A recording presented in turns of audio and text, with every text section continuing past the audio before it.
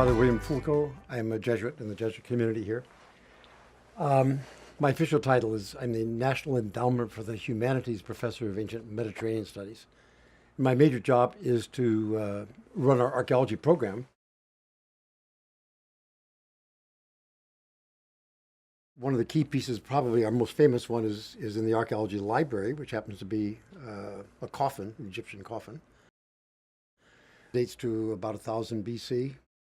We have several other important pieces. Probably our most important pieces are Egyptian, ancient Egyptian.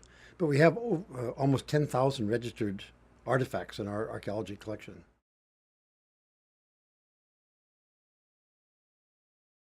It's not just head to head, it's pretty much person to person and heart to heart, which I find, at least at this stage of my life, earlier maybe not, but at this stage of my life, that's what keeps me going. It's a much more satisfying thing. And to be able to work with and be with people at this most explosive stage of their life when everything is happening, I still find very exciting. It keeps me going. I mean, I'm 80, but I have no intention of retiring.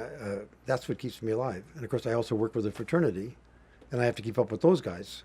So that's why I'm staying at LMU and why I have no intention, as I say, is retiring. This is where it's at for me. In January of 2013, I was in and out of the hospital. It was really life-threatening things. I had cancer of the eye. They had to remove half of my head to get to it. And months later, I had strangulated hernia. I had cancer of the kidney. In the course of 2 years, I had 8 major surgeries of one sort or another. And especially the kidney surgery for cancer was life-threatening, and it didn't go very well. But the SIGEP guys were sleeping on the floor of the hospital, keeping me company. At one point, some of the guys who would sleep overnight on the floor, they asked me if I would sign a paper and to reserve a room. And I was like this, and I had tubes and pipes and everything, and barely conscious. And I said, okay, and I signed it like this. They took my signature, and 3 of them had it tattooed on themselves, as with the message to me, as they told me openly, was that no matter what happened, they were not going to forget me, and I was going to be with them permanently. And after I got to the hospital, they also saw to me, I mean, they'd come to my room, they'd walk with me, they'd read to me, everything. And when I had a chance, I took their initials and made a lozenge out of it and had it tattooed. That's their initials. And so every morning when I shave, I see those initials, and they're with me permanently too. It reminds me of what these guys are like.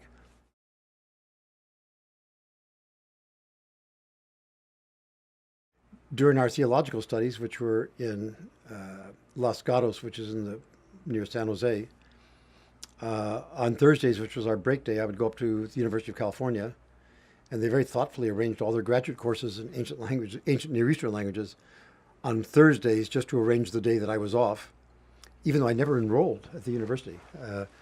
But so from 9 till 5, all the courses were there partly for me.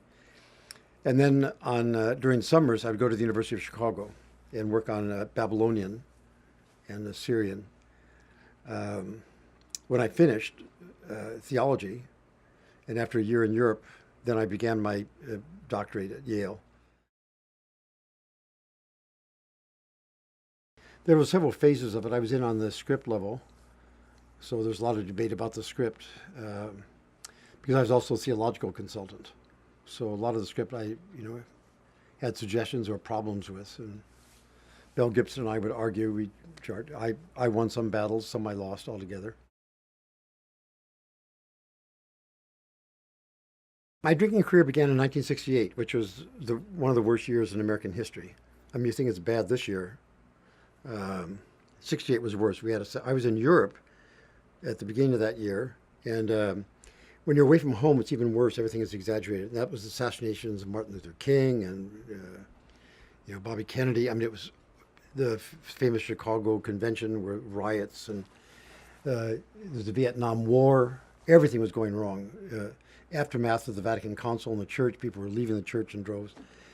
And I was about to begin my doctorate at Yale, another graduate degree. And for what? For a church that doesn't exist anymore. And a world that's going to hell in a handbasket. And I couldn't move forward and I couldn't move backwards. I felt so many of my brethren were running off to Golden Gate Park, copulating with squirrels or something and screaming, freedom, freedom. And I couldn't go in that direction because I had too much of an investment in what I was doing. But I couldn't move forward because it didn't seem to have a purpose. So I became almost catatonic. And I, at the time, was staying at a parish in New Haven, Connecticut, with a kind of a crazy pastor who was an alcoholic but didn't drink. That's the worst kind. Better he should drink. He was a dry drunk. And he saw that I was beginning to fall apart. And he said, a good belt of scotch and you'll feel differently. And he was right. So that was the first time I began to drink, not for social reasons, but to change my reality. And I was hooked.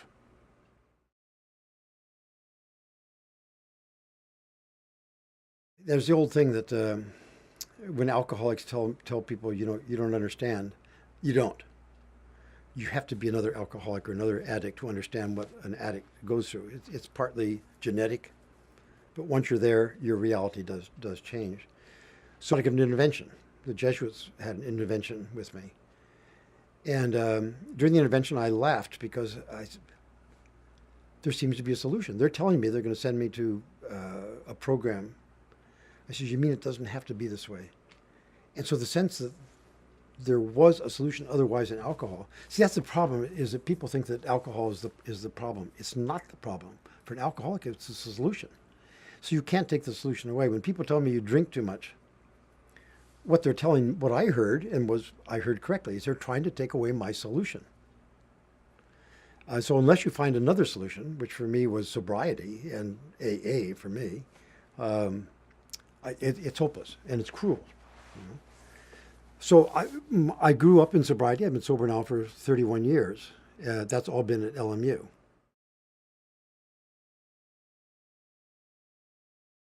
I don't know how the bunnies happened. I do have an addiction. To bunnies. I'm addicted to bunnies. It's a fetish, a bunny fetish. I am regaled with bunnies on any occasion. I have various hospital visits. I have another carload of bunnies to dispose of. You may notice in this very room, there are bunnies here and there. I don't know how it happens, but I kind of like bunnies as my totem anyway, because bunnies look like they're soft and gentle, but they're not. Pick them up the wrong way and they'll kick you black and blue, and they bite. They'll bite through electric cords and it doesn't bother them, But the bunny thing is there. In fact, there's a plan for my final demise, when I'm in a wheelchair and have gone slightly cuckoo. The plan is to wheel me to the edge of the bluff, and they'd say, "Look, Father, there are bunnies down there." And I'm going to go, "Bunnies? Bunnies?" And they're going to push me off. And it will take care of all kinds of things. It'll be cheaper. They'll say he died the way he lived, chasing bunnies.